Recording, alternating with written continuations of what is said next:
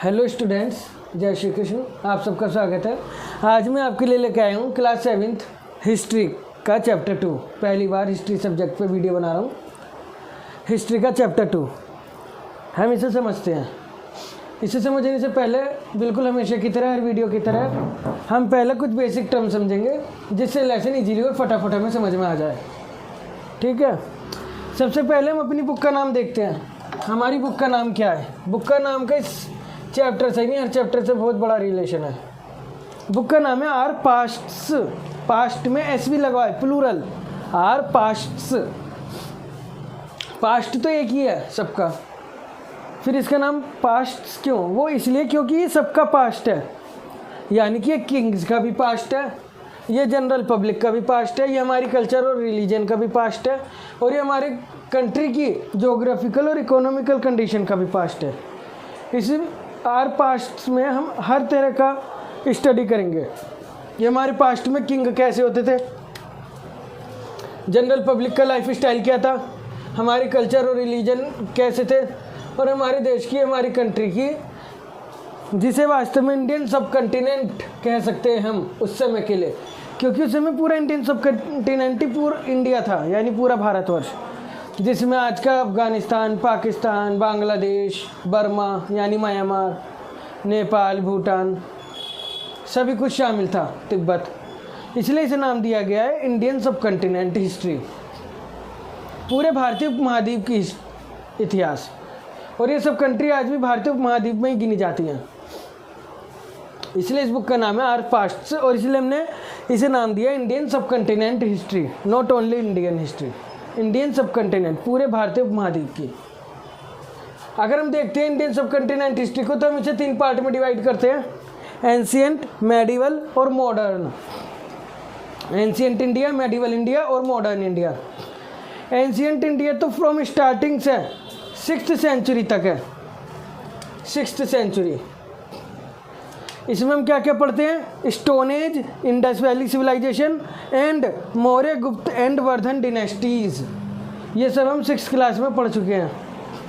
ठीक है, जबकि मॉडर्न इंडिया में हम 8th क्लास में पढ़ेंगे British India and India after 1947, यानी आज़ादी के बाद का भारत। इस बार जो हम पढ़ेंगे वो हमारे लिए है medieval India. Medieval India, medieval India 7th century से 17th सेंचुरी का 1000 सालों का इतिहास है। History of 1000 years from 7th century to 17th century. इसमें हम क्या क्या पढ़ेंगे? Rajput dynasties, south Indian dynasties, Delhi सल्तनत, Mughal dynasty, Maratha empire and Sikh empire. यहाँ पे आप देख रहे हैं राजपूत और साउथ इंडियन डिनेस्टीज़ में प्लूरल वर्ड यूज हुआ है, प्लूरल, डिनेस्टी नहीं डिनेस्टीज़, क्योंकि राजपूत और साउथ इंडियन एक डिनेस्टी नहीं है, ये ग्रुप ऑफ डिनेस्टीज़ है। जैसे राजपूत में चौहान हुए हैं, गुर्जर, प्रतिहार उसी एरिए में हुए हैं, और बहुत सारे राजपूत किंग हुए हैं। ऐसे साउथ इंडियन हिस्ट्री में चोल, चालुक्य, राष्ट्रकूट, पल्लव, चेरा, पांड्यन, बहुत सारी डिनेस्टीज हुई हैं। इसलिए इन्हें हमने प्लूरल नाम दिया, राजपूत डिनेस्टीज और साउथ इंडियन डिनेस्टीज। इनकी एज है 7th सेंचुरी से 12th सेंचुरी तक इन्होंने भारतवर्ष पर शासन किया, जबकि दिल्ली सल्तनत और मुगल डिनेस्टीज ने 12th सेंचुरी से 17th सेंचुरी तक, और मराठा और सिख एम्पायर 17th से 19th सेंचुरी तक चले हैं। ठीक है, सबसे पहले हमें इतना समझना था कि हमें इस बार पढ़ना क्या क्या है मेडिवल इंडिया, और मेडिवल इंडिया में कौन कौन से डिनेस्टीज या एम्पायर आते हैं वो सब जानना सबसे पहले ज़रूरी था। अब यहाँ पे एक बात और आती है, एक टर्म आ रही है बार बार, सेंचुरी। सेंचुरी का मतलब आपको समझना बहुत ज़रूरी है, इसके बिना सारी गड़बड़ है। जैसे हमने कहा 7th से 17th सेंचुरी, तो इसका मतलब क्या है? हमेशा ध्यान रखना, जो सेंचुरी है उससे एक कम वाला ईयर। 7th सेंचुरी है तो 600वां, और 17th सेंचुरी है तो 1600वां। ठीक है, यानी सन 600 से कहानी शुरू होकर सन 1600 वाली सेंचुरी में पूरी कहानी, यानी 1699 तक की कहानी। 7वीं सेंचुरी का मतलब है 600वां ईयर, 600, 601, 602, 603, यानी 600 से 699 तक 7वीं सेंचुरी है। और 17वीं सेंचुरी 600 से 600 1990 तक, वो 99 तक। ठीक है, मतलब जो भी सेंचुरी है उससे एक कम कर दो। 7th है तो 600, 17th है तो 1600। ठीक है, जैसे अब कौन सी सेंचुरी चल रही है, अब चल रही है 21st सेंचुरी, तभी तो हमारा 2000वां ईयर चल रहा है, 2000 वाली श्रेणी चल रही है। इस समय 2021 है, तो ये 2000 वाली श्रेणी तो हो गई, 21st सेंचुरी है जो चल रही है उससे एक कम वाली श्रेणी। 21st सेंचुरी का मतलब है 2000 से 2099 तक। ठीक है, जिसमें हम 2021 में चल रहे हैं इस समय। ऐसे 7th सेंचुरी का मतलब है 600 से शुरू होकर 699 तक, और 17th सेंचुरी का मतलब है 600 से शुरू होकर 699 तक। ठीक है, तो वास्तव में इतिहास कहाँ तक हो गया मेडिवल इंडिया का, 600 से 699 तक। जो भी हिस्ट्री है वो मेडिवल इंडिया में पढ़ते हैं। ठीक है, ऐसा क्यों हुआ, ऐसा इसलिए हुआ जब पहला साल चला होगा, पहला, दूसरा, तीसरा, चौथा, जब वो 100 तक पहुंचा होगा तभी पहली सेंचुरी हुई, फर्स्ट सेंचुरी। फिर जब वो 101, 102, 103 चला होगा और 200 तक पहुंचा होगा तब वो सेकंड हुई, और जब वो 201, 201 तो थर्ड हो गई। तो आप यहाँ साफ देख पा रहे हैं, जब पहली थी 1, 2, 3 तक तब फर्स्ट थी, और जब 101 वाली बात आई तो वो सेकंड सेंचुरी बन चुकी है, और जब 201 वाली बात आई तो वो थर्ड सेंचुरी बन चुकी है। इसलिए सेंचुरी जो हम बोल रहे हैं उससे एक कम करके लिखो ईयर, या फिर ईयर जो हम लिख रहे हैं उससे एक बढ़ा के लिखो सेंचुरी। ठीक है, तो सबसे पहले में इसका बैकग्राउंड बनाना बहुत ज़रूरी था, जो कि ये सब था हमारा। फिर देख लेते हैं आर पास्ट का मतलब क्या है, king, general public, culture, religion, geographical, economical, सारा पास्ट। इंडियन सब कंटिनेंट का पास्ट 3 पार्ट में, एंशिएंट, मेडिवल, मॉडर्न। इस बार हमें मेडिवल पढ़ना है, जिसमें राजपूत और साउथ डिनेस्टी ही दी गई हैं आपके शुरू के 2 लेसन में। ठीक है, अब हम इन्हें विस्तार से देख लेते हैं। और 7 से 12 सेंचुरी तक है, यानी कि लेके 600 से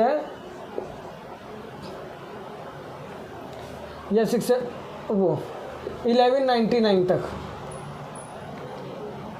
ठीक है, और 1200 लगते ही उसी साल में सल्तनत डिनेस्टी की स्थापना भारतवर्ष में हो गई थी। 1200 यानी 13th सेंचुरी लगते ही। ठीक है,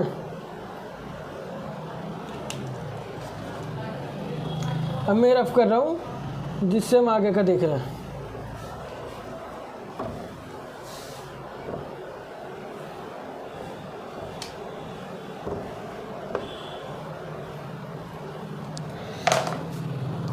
अब साउथ इंडिया के और राजपूत डिनेस्टी के, साउथ इंडियन डिनेस्टी जो राजपूत डिनेस्टीज में कौन कौन सी डिनेस्टीज हम पढ़ेंगे मेन, वो देख लेते हैं ज़रा। राजपूत डिनेस्टी में जो इस वाले चैप्टर में मेन डिनेस्टी है वो है चहामान डिनेस्टी। चहामान, चहामान या फिर चौहान डिनेस्टी, चहामान। ठीक है, या फिर चौहान डिनेस्टी, ये राजपूत डिनेस्टी में सबसे मेन है।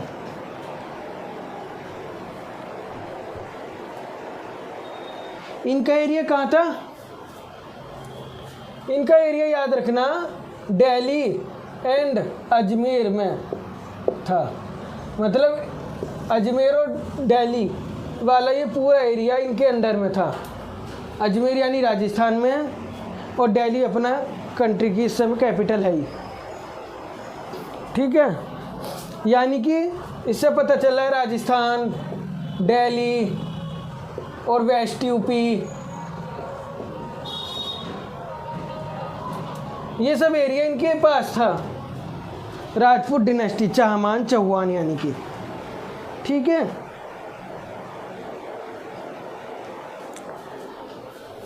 इसी से बता देता हूँ, जब ये गुजरात की तरफ बढ़े तो इन्हें यहाँ पे चालुक्या साउथ इंडियन डिनेस्टी है, चालुक्या से लड़ाई करनी पड़ी, चालुक्या से बैटल करना पड़ा, युद्ध। और जब इधर वेस्ट यूपी की तरफ बढ़े, वेस्ट यूपी में हो सकता है शुरू का ही थोड़ा बहुत एरिया इन पे हो, आगे का ना हो, तो वेस्ट यूपी की तरफ बढ़ने पे इन्हें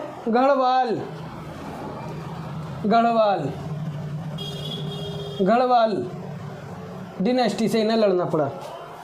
ठीक है, गढ़वाल एरिया तो आज भी फेमस है, गंगा की तरफ गढ़गंगा जिसे कहते हैं, ये उधर के एरिया की बात हो रही है, वेस्ट यूपी का ही है ये। वहाँ पे गढ़वाली बोली जाती है जो हिंदी का ही एक रूप है।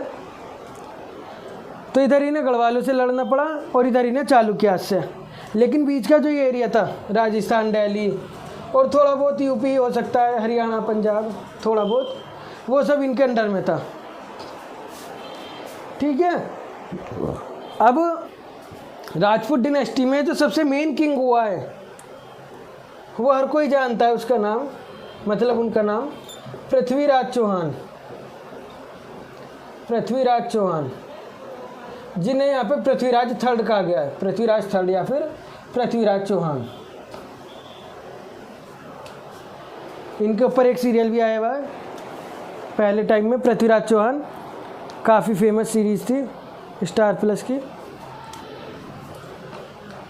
तो ये पृथ्वीराज चौहान बहुत ही महान शासक थे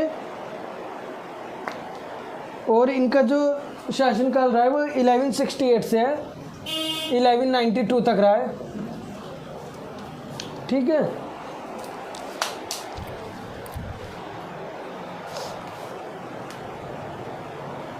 इलेवन नाइन्टी वन में इनके किंगडम पे मोहम्मद गौरी ने अटैक किया था। 1191 में इनके किंगडम पे मोहम्मद गौरी ने अटैक किया था। किसने किया था? मोहम्मद गौरी ने अटैक किया था, जिसे इन्होंने हरा दिया।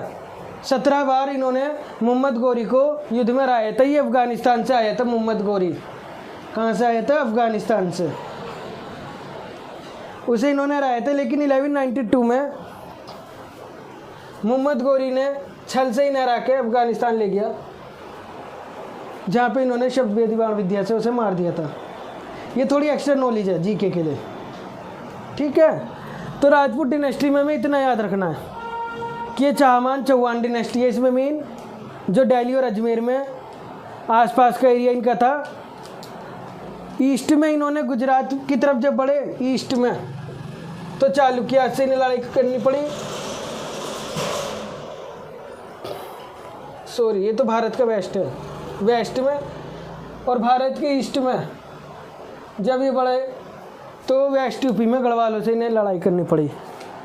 सबसे मेन शासक इस डिनेस्टी का पृथ्वीराज थर्ड यानी पृथ्वीराज चौहान 1168 to 1192, और 1191 में मोहम्मद गौरी ने अटैक किया था, जिसे इन्होंने हराया। और 1192 में मोहम्मद गौरी ने इन्हें छल से हरा के अफगानिस्तान ले गया था, जहाँ इन्होंने उसे मार गिराया।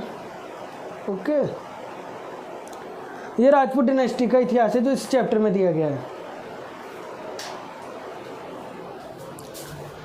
इस चैप्टर को कई छोटे छोटे पार्ट में डिवाइड किया है, उसी तरह से बताऊंगा जिससे आपको इजीली समझ में आ जाए और इजीली याद हो जाए, ध्यान रहे मतलब। ठीक है, अब इसके बाद दूसरी बात ये याद रखना कि इस दौरान जो ये चौहान डिनेस्टी, राजपूत डिनेस्टी और साउथ इंडियन डिनेस्टी थी, इस दौरान की सबसे खास बात, कॉमन ये थी कि इस दौरान लार्ज टेम्पल्स बिल्डअप किए गए हैं, बड़े बड़े मंदिर बिल्डअप किए गए हैं।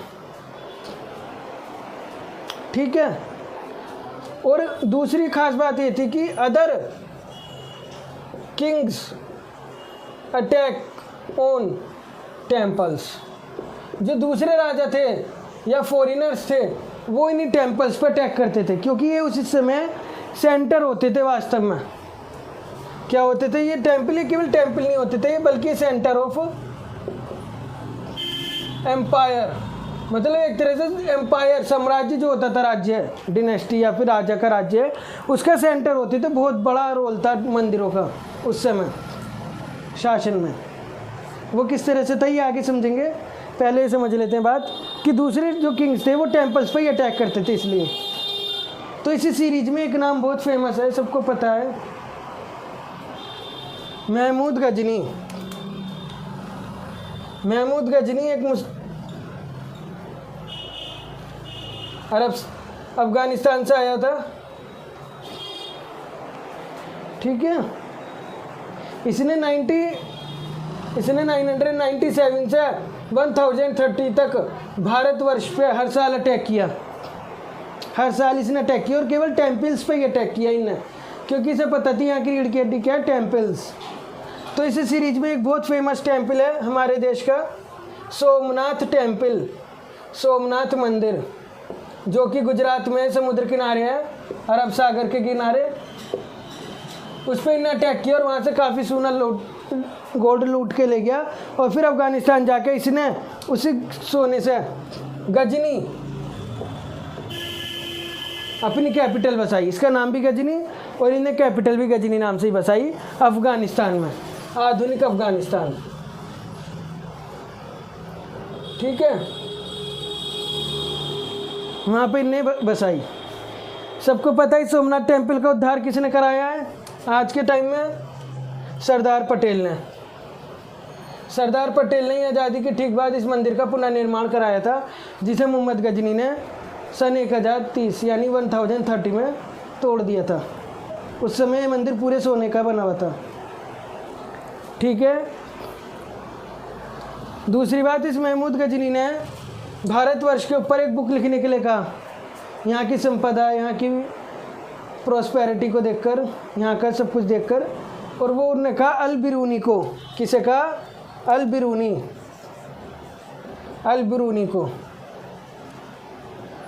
उनने कौन सी बुक लिखी? किताब अल हिंद, किताब अल हिंद बुक लिखी है उसने, ये याद रखना दोनों नाम। अल बिरूनी ने किताब अल हिंद लिखी है,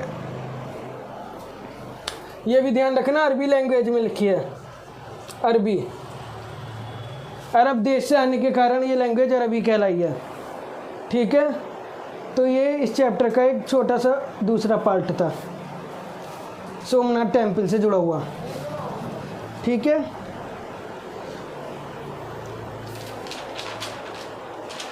अब अगले पार्ट पे आ जाते हैं।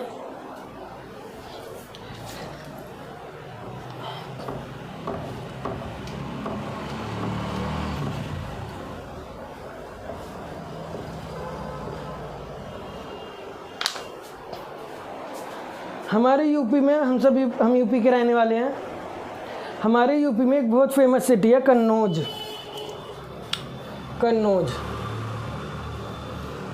कन्नौज कई कारणों से फेमस है।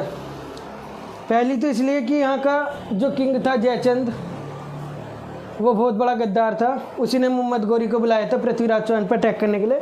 इसलिए आज तक भी जो देश के गद्दार होते हैं उन्हें कहा जाता है ये तो देश का जयचंद है।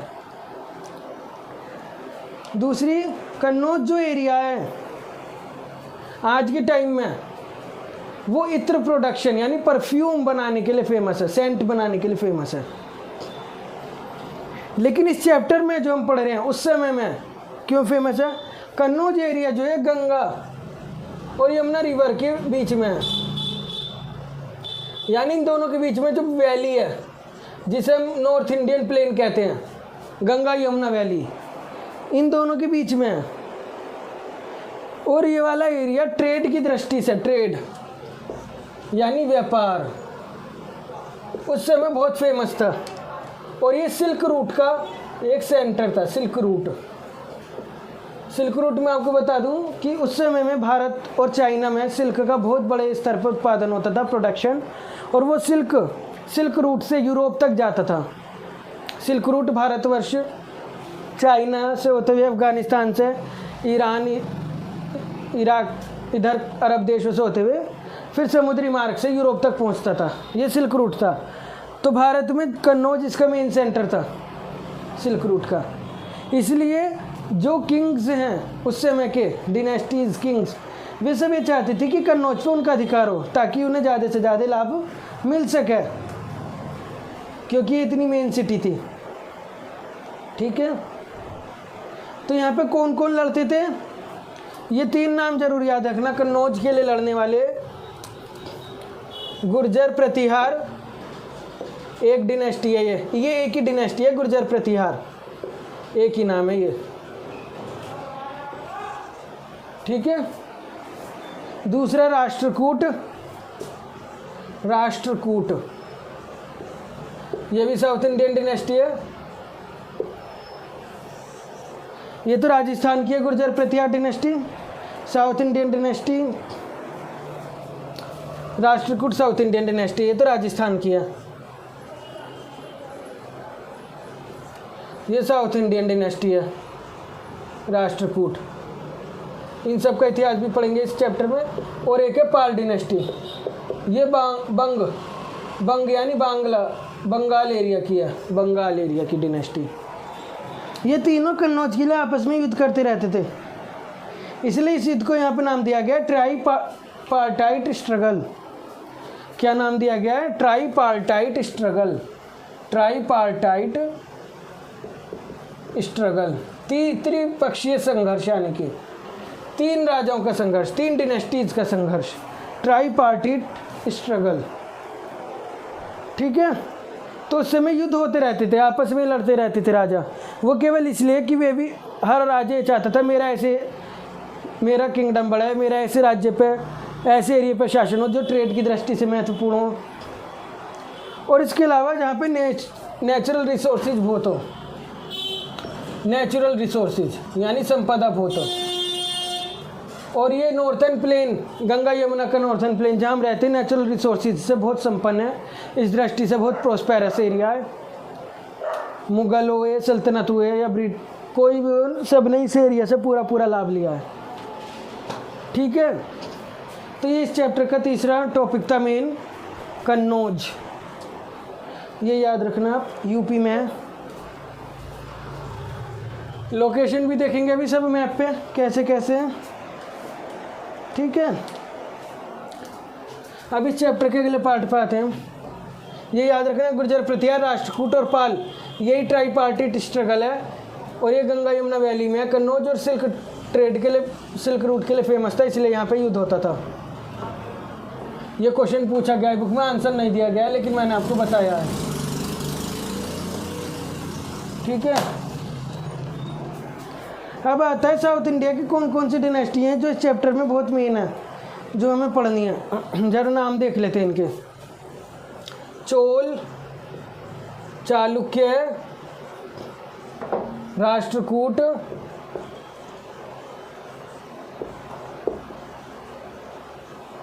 चेर, पांड्यन, पल्लव,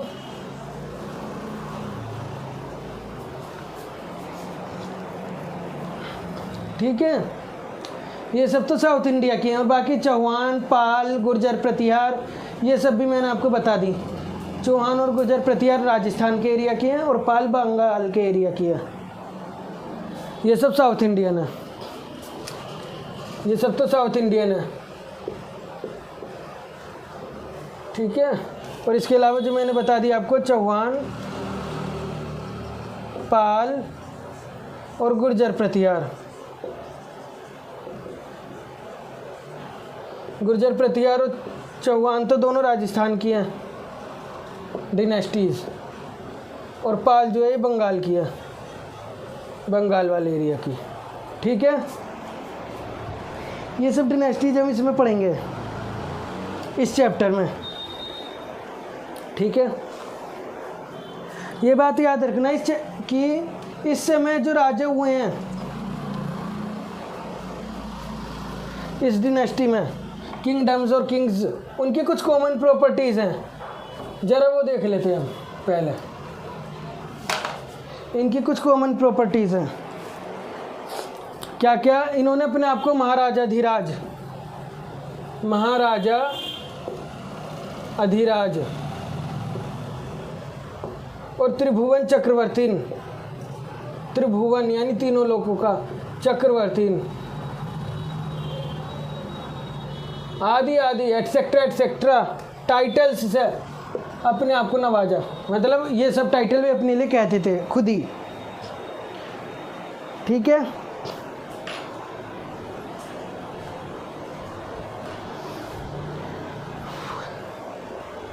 इसके अलावा जितनी भी डिनेस्टीज थी इस समय की, चाहे राजपूत हो चाहे साउथ डिनेस्टीज हो, ये लोकल फार्मर्स जिन्हें पीजेंट्स भी कहते हैं यानी किसान, एंड ट्रेडर्स यानी व्यापारियों,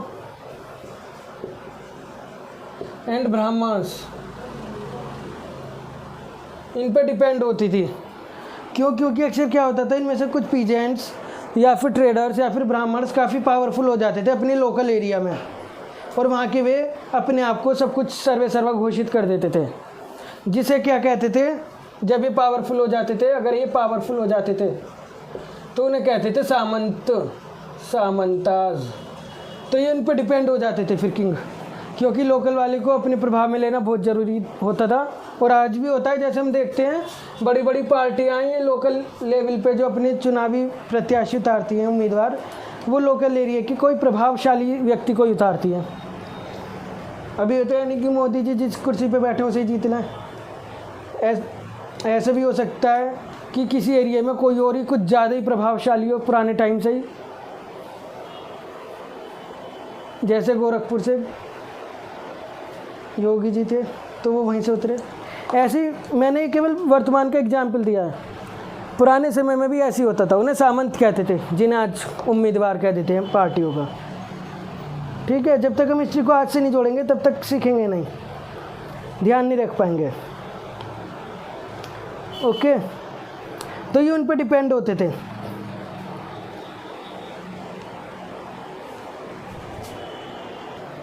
अब बात आती है किसी भी किंगडम के लिए मेन आधार क्या होता है, बेस। किसी भी किंगडम के लिए जो मेन बेस होता है वो होता है टैक्स। जब तक टैक्स नहीं मिलेगा किंगडम, कोई भी शासन साम्राज्य या गवर्नमेंट चलेगी कैसे। तो ये याद रखना है, इन डिनेस्टीज में जो पीजेंट्स होते थे यानी फार्मर्स, कार्टिशंस यानी कि जो कारीगर होते हैं, आर्टिशंस, क्राफ्ट पर्सन्स, ये भी जो तरह तरह के नए नए गुण लिए होते हैं लोग, जिनमें अलग अलग क्वालिटी होती हैं, कैटल कीपर्स यानी पशुपालक, इन सब से टैक्स लिया जाता था, क्योंकि जो जनरल पब्लिक होती थी वो इसी तरह के काम करती थी, इन सब से टैक्स लिया जाता था। और भी बहुत से हो सकते हैं इसमें, ट्रेडर्स से भी टैक्स लिया जाता था, टैक्स सबसे लिया जाता था। ओके, साउथ इंडियन हिस्ट्री में ब्राह्मण्स को छोड़ के बाकी सबके लिए टैक्स बताया है। और चोल डिनेस्टी में तो 400 टैक्स की बात की गई है। चोल डिनेस्टी में, चोल डिनेस्टी जो हुई है, चोल अभी हमने बताई इतनी सारी, तो चोल डिनेस्टी में 400 टैक्सेस की बात हुई है, जिसमें मेन टैक्स एक था वेट्टी, ये वर्ड याद रखना। ये वेट्टी टैक्स जो है ये श्रम के रूप में लिया जाता था, यानी लेबर, ये पैसों के रूप में नहीं लिया जाता था या फिर अनाज। पहले का जो टैक्स है वो या तो धन के रूप में लिया जाता था या फिर अनाज के, जिससे सेना का पेट भर सके। लेकिन वेट्टी जो है लेबर के रूप में लिया जाता था, यानी उनसे अपने किंगडम या फिर अपने पैलेस के लिए जो किंग है कुछ काम करवा लेते थे, मंदिर बनवा लिया, फोर्ट यानी महल बनवा लिया, ये सब। ठीक है,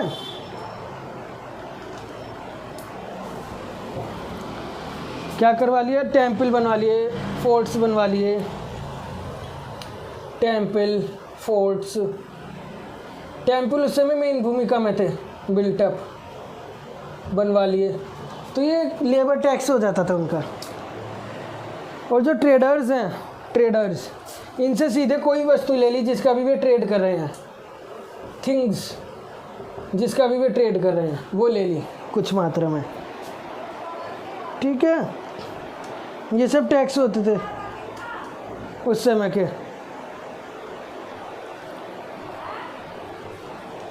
अब बात आती है कि टैक्स को कलेक्ट कैसे किया जाता था उस समय। जब टैक्स लिए जाते थे तो टैक्स को कलेक्ट भी किया जाता होगा ज़रूर, बिल्कुल। तो वो देख लेते हैं टैक्स को कलेक्ट कौन करता था। टैक्स को कलेक्ट करते थे officers for tax collection were from high families, high family persons, high family persons यानी जो समय की रॉयल फैमिली होती थी या फिर रिच फैमिली होती थी, उनके जो पर्सन्स हैं जिनका उस एरिया में प्रभाव होता था। आज भी जो अमीर लोग हैं उनका अपने एरिया में प्रभाव होता है या अपने कुनबे में होता है। ऐसे ही पहले भी रिच फैमिलीज़, हाई फैमिलीज़ का अपने एरिया में प्रभाव होता था। तो क्योंकि अपना शासन चलाना होता था इसलिए किंग उनमें से ही किसी को नियुक्त कर देता था एज ए रिवेन्यू ऑफिसर या टैक्स कलेक्शन ऑफिसर, ठीक है। और ये पोजीशन उसके बाद हेरिडिटरी होती थी। कैसी होती थी पोजीशन? हेरिडिटरी यानी अनुवांशिक, बाप की बेटे को, बेटे की उसके बेटे को, उसके बेटे को, इस तरह से, क्योंकि रिचनेस लगातार बनी रहती थी ज़्यादातर। और ऐसे भी हो सकता था कि ये किंग्स के रिलेटिव पे हो, किंग्स के रिलेटिव पे, राजाओं के। तो हिस्ट्री ऐसे ही ध्यान रखी जाती है, ये कोई याद रखने वाली चीज़, याद करने वाली चीज़ नहीं है।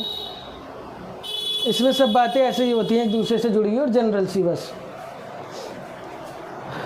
छोटी छोटी टर्म्स होती हैं लेकिन बहुत सारी होती हैं, बस इसे समझा जाता है। और आज से लिंक करो हर चीज़ को तो आपको खुद ही आ जाएगा। जनरल नॉलेज की बात है ये हिस्ट्री तो, ठीक है। अच्छा, अभी हम एक किंगडम पढ़ रहे थे, राष्ट्रकूट। ये याद रखना, जो राष्ट्रकूट किंगडम है ये पहले चालुक्य किंगडम का हिस्सा था। किसका हिस्सा था? चालुक्य किंगडम का। राष्ट्रकूट किंगडम पहले चालुक्य किंगडम का हिस्सा था। और चालुक्य किंगडम उस समय भारत के कर्नाटक एरिया में था। किस में था? कर्नाटक, कर्नाटक एरिया में।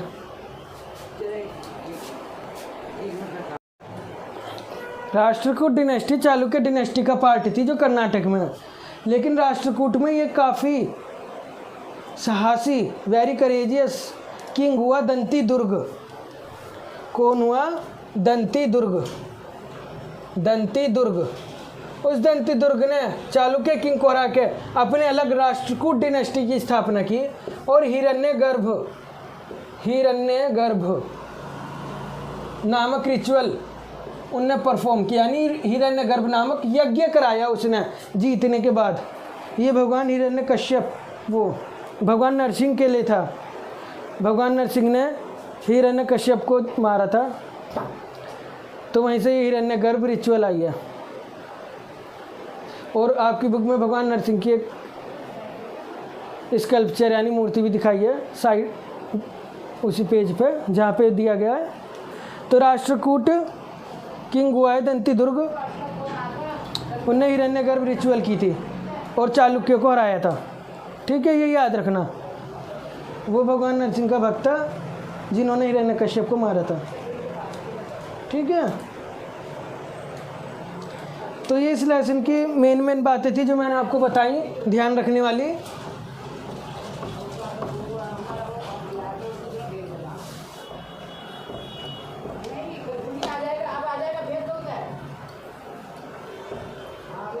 एक दो बातें और देख लेते हैं जरा। जो साउथ डिनेस्टी है इनमें ब्राह्मण्स का काफ़ी मेन रोल था साउथ इंडिया में हमेशा से ही।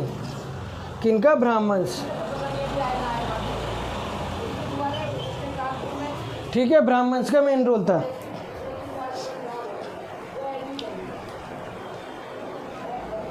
जो ब्राह्मण्स हैं वो किंग्स की प्रेज में, इन प्रेज ऑफ किंग्स प्रशस्ति लिखते थे। प्रशस्ति आप पिछली क्लास में भी पढ़ के आए हैं। समुद्रगुप्त की प्रशस्ति संस्कृत में लिखी गई थी और यहाँ पे भी ये प्रशस्ति संस्कृत में ही लिखी गई हैं सारी। और इस बार पढ़ेंगे गयासुद्दीन बलबन की प्रशस्ति, सल्तनत डिनेस्टी में हुआ है, ये भी संस्कृत में ही लिखी गई है। और इस लेसन में जो आप पढ़ेंगे वो प्रतिहार किंग, गुर्जर प्रतिहार जो है, प्रतिहार किंग नागभट्ट, नागभट्ट की प्रशस्ति के बारे में बताया गया है। नागभट्ट, नागभट्ट प्रशस्ति उनकी प्रेज में लिखी जाती थी। नागभट्ट ग्वालियर एमपी वाला एरिया में हुआ है king, Gwalior MP, Gwalior MP में काफ़ी फेमस डिस्ट्रिक्ट है, इस वाले एरिया में ये किंग हुआ था। ठीक है,